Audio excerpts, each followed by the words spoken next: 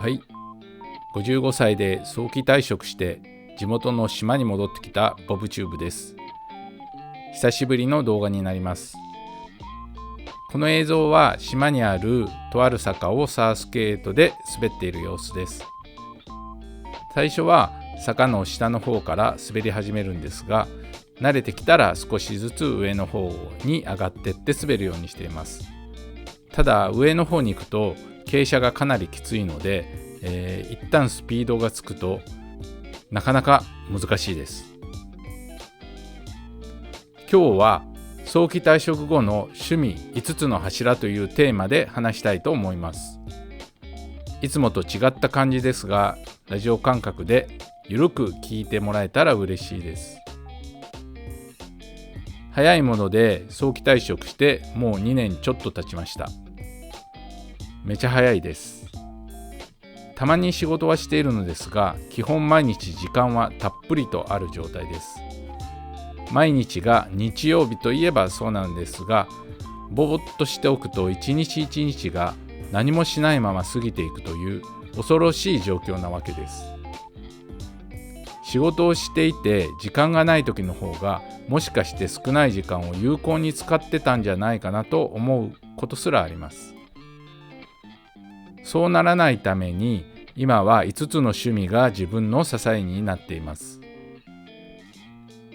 まず1つ目の趣味はサーフスケートです。見ての通りなんですが、53歳でサーフスケートを始めたんですが、やはりこうして滑ってるだけでも結構楽しいです。練習行く回数は少ないんですが、滑り始めると結構ずっと滑ってられるタイプです。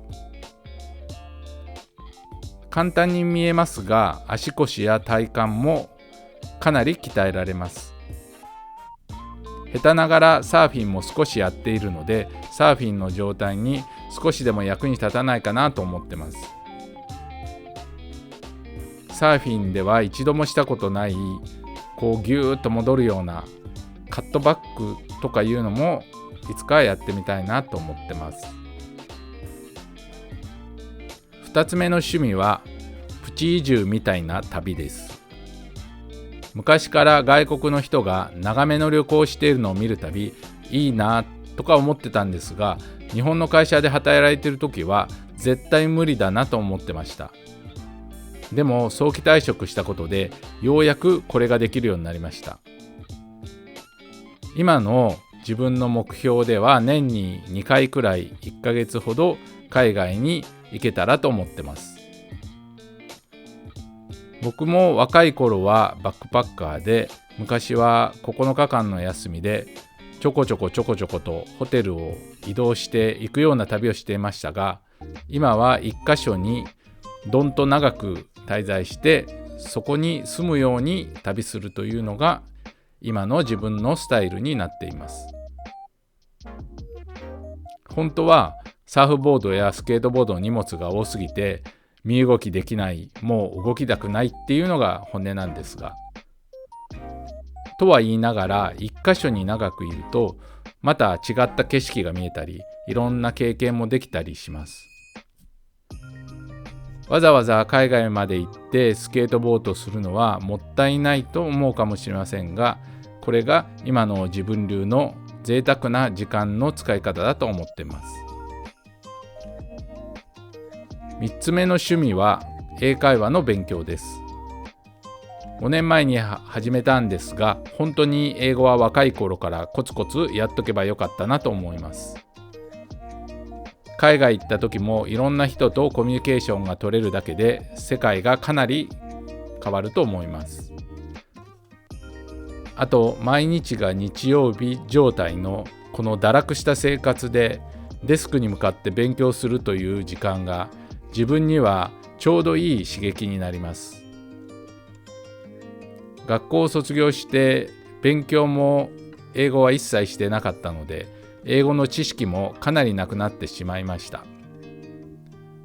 そんなほぼ英語を忘れたおっさんがいきなりオンライン英会話から勉強を始めたもんで、話せるわけではないです。撃沈する毎日でした。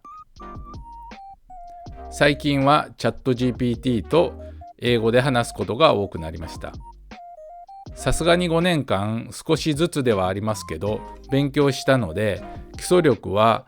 ついたと思ってます。ただ話すとなると全然ダメなんで、これからはいかに話すかっていうのをメインでやっていこうと思ってます。この英語の勉強なんですが、将来は最強のボケ防止になるんじゃないかと期待しています。4つ目の趣味は YouTube です。